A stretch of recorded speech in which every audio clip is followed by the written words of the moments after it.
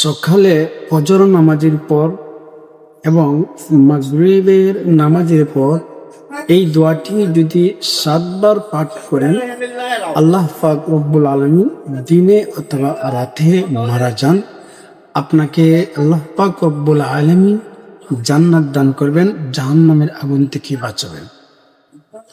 এই ছোট্ট দোয়াটি আপনি নবী করিম সাল্লাল্লাহু আলাইহি ওয়াসাল্লাম বলেছেন, যে ব্যক্তি ফজরের পরে এই দোয়াটি 7 বার পাঠ করবে, আল্লাহ তাআলা তাহাকে জাহান্নামের আগুন থেকে বাঁচিয়ে জান্নাত দান করবেন এবং দিনে যদি মারা যায় সে জান্নাতি হবে। আর যদি মাগরিবের পরে এই দোয়াটি পরে রাত্রে মারা যায়, আল্লাহ তাআলা তাকে জান্নাত দান করবেন। দোয়াটি ছোট্ট, বা ইচ্ছে করলে এই আমলটি করতে পারেন ইনশাআল্লাহ। চলুন সেই দোয়াটি কি আমরা আজকে শুদ্ধ করে সুন্দর করে নিয়মটা জেনে নিয়ে শিখে নেব। আর সেই দোয়াটি হচ্ছে, আমার সঙ্গে আপনারাও পড়বেন এবং শিখে নেবেন ছোট্ট এই দোয়াটি। তাহলে চলুন এই দোয়াটি শিখে যাই। আল্লাহুম্মা আজিরনি মিনান নার। আবার আমি বলছি, আল্লাহুম্মা আজিরনি মিনান নার। আবার পড়ুন, আল্লাহুম্মা আজিরনি মিনান নার। এই দোয়াটি যদি পড়েন, আল্লাহ তাআলা আপনাকে জাহান্নামের আগুন থেকে বাঁচিয়ে জান্নাত দান করবেন। আপনি সকালবেলা ফজর নামাজের পরে এই তাসবিহটি, এই দোয়াটি পাঠ করবেন।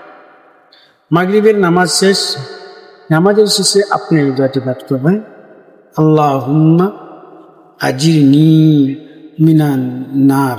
এরকম ভাবে 7 বার পাঠ করবেন। সকালে 7 বার, বিকালে 7 বার। দিনে অথবা রাতে যদি আপনি মারা যান, আল্লাহ পাক রব্বুল আলামিন জাহান্নামের আগুন থেকে বাঁচিয়ে আপনাকে জান্নাত দান করবেন। সুবহানাল্লাহ। দোয়াটি কি নাওয়া বলছে, মনোযোগ সহকারে আমার সঙ্গে পরে শিখে নিন। আল্লাহুম্মা আজিরনি মিনান নার। আবার আল্লাহুম্মা আজিরনি মিনান নার। একসাথে মনোযোগ সহকারে খেয়াল করুন এবং শিখে নিন আজকে।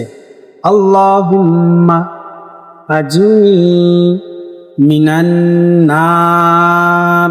শুদ্ধ করে শিখতে পেরেছেন ইনশাআল্লাহ, আশা করি। আল্লাহুম্মা আজিরনি মিনান নার। এই আমলটি আপনি প্রতিদিন করার চেষ্টা করবেন এবং আরো দিনদার মুসলমান ভাই এবং বোনেরা যাতে শিখতে পারে, আমল করতে পারে, ভিডিওটি সবার কাছে শেয়ার করে দিবেন। এবং আজকের এই ভিডিওটি যদি আপনাদের ভালো লেগে থাকে, অবশ্যই কমেন্টে আপনার মতামত জানাবেন।